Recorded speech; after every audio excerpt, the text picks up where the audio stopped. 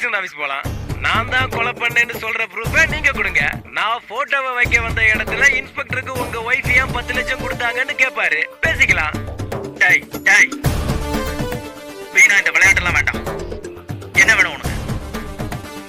15 லட்சம் பணம் வேணும், அதுவும் நாளைக்கு. டேய், இல்லனா என்னடா பண்ணுவ? என்ன வேணும்னாலும் பண்ணுவேன்றதுக்கு ஒரு சின்ன உதாரணம் சொல்லட்டுமா? சேகர் எம்போரியத்துல நீங்க 8 மே 2012 சாயங்காலம் 6:39க்கு உங்க காடை தேய்ச்சி வாங்கின கருப்பு கலர் பெட்ஷீட்டால தான் நீங்க பணத்தை கவர் பண்ணி டிஸ்போஸ் பண்ணிருக்கீங்க. அவன் தெளிவா இருக்கான். அவன் ஸ்டேட்மெண்ட் அவன் பக்கா கிரிமினல்னு சொல்லு. முதல் முறையா உங்க வீட்டுக்கு வந்தப்போ என்கிட்ட நீங்க விஷயத்த சொல்லி இருந்தா நான் அப்பவே உள்ள வந்து சர்ச் பண்ணிருப்பேன். அவனும் மாட்டி இருப்பான்.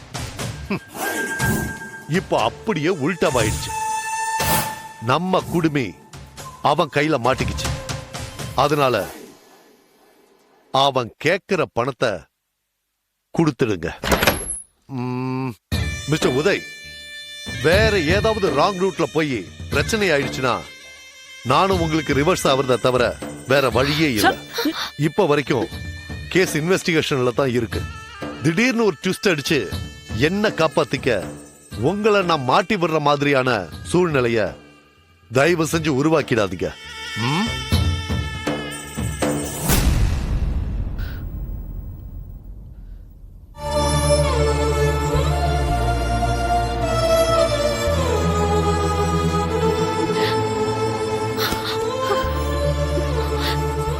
என்னங்க என்னங்க இப்படி பேசிட்டு போறாரு?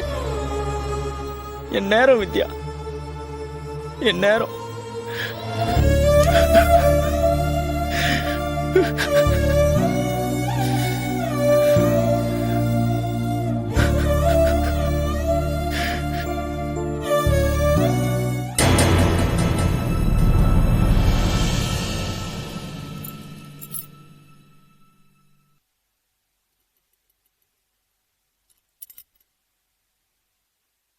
என்னங்க இந்த தாலி கூட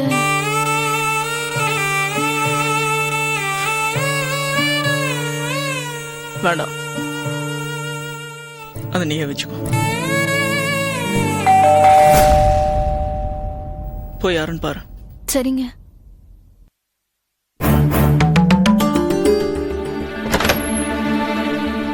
சேட்டு பணம் கொடுத்து அனுப்பிச்சிருக்காரு.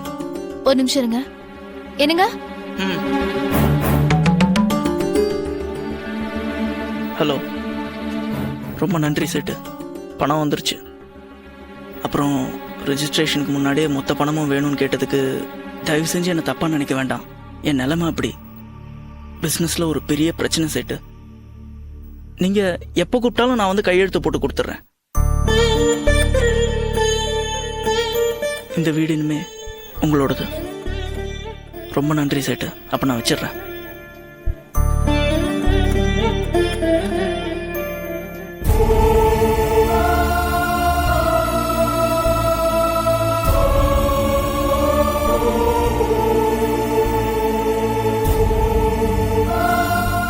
மொத்த பணமும் வந்தா கூட பத்தல வித்யா. நம்ம காரியம் வித்துடலாம். என்னங்க நீங்க காரியம் வித்துட்டா நீங்க எப்படிங்க போவீங்க? அது ஒரு பெரிய பிரச்சனை இல்லம்மா. நான் பஸ்லயோ ஆட்டோலயோ போய்ப்பேன். ஆனா இது ஏடாகூடமான பிரச்சனை இல்ல.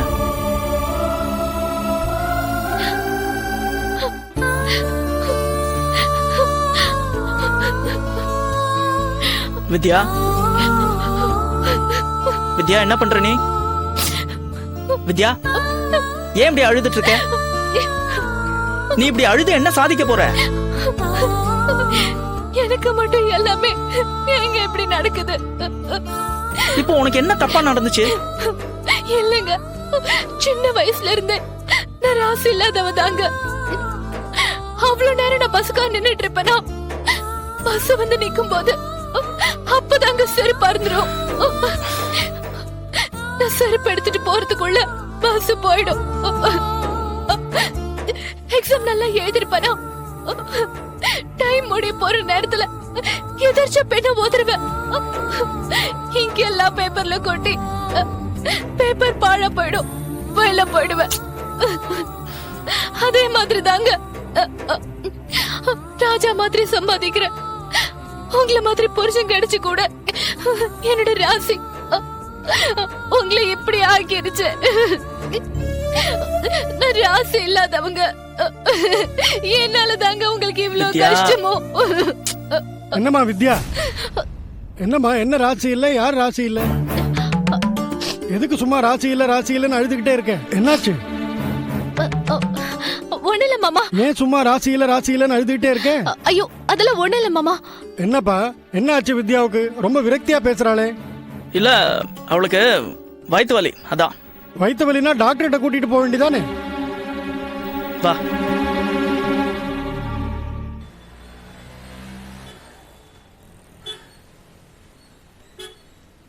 இந்த இடம் தான் சொன்னா நாங்க. ஆமா, அவன் சொன்ன மாதிரியே வாட்டர் டேங்க், அதுக்கு எதிர்த்த மாதிரியே ஒரு தனி மரம். இங்கே தான் சொன்னான், வரானா பார்ப்போம்.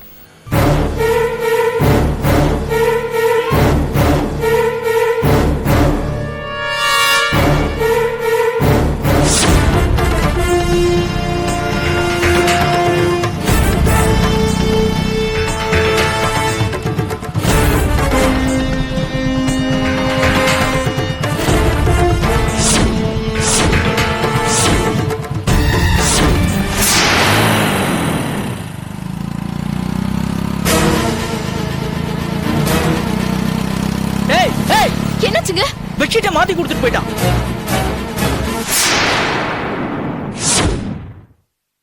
ஆ, வாங்க சார். S mister Uday. வாங்க முரளி.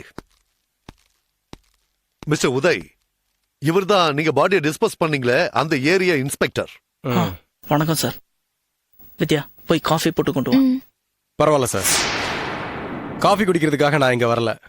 நீங்க டிஸ்போஸ் பண்ண பாடிக்கு சொந்தமான பொண்ணு ராஷ்மின்னு அவன் போன்ல சொன்னாலும் இது வரைக்கும் எந்த ஸ்டேஷன்லயும் அப்படி ஒரு பொண்ணு காணாம போனதா கம்ப்ளைண்ட் ரெஜிஸ்டர் ஆகல.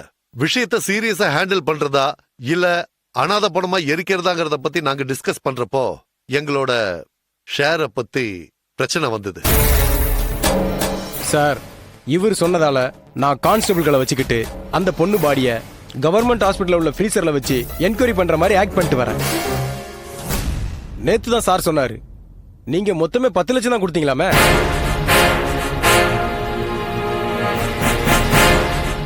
சார், இப்போ நீங்க என்ன சொல்றதுக்காக வந்தீங்களோ அதை டைரக்டாவே சொல்லிடுங்க சார். சார், என் ஷேர் 5 லட்சம் கொடுத்துட்றேன்னு சார் சொன்னாரு. அது சரிப்பட்டு வராது. எனக்கு 10 லட்சம், சாருக்கு 10 லட்சம் இருந்தா மட்டும்தான் இந்த கேஸ்ல இருந்து உங்களை காப்பாற்ற முடியும். சார், என்னங்க? இதுல நாங்க சொல்றதுக்கு என்ன சார் இருக்கு?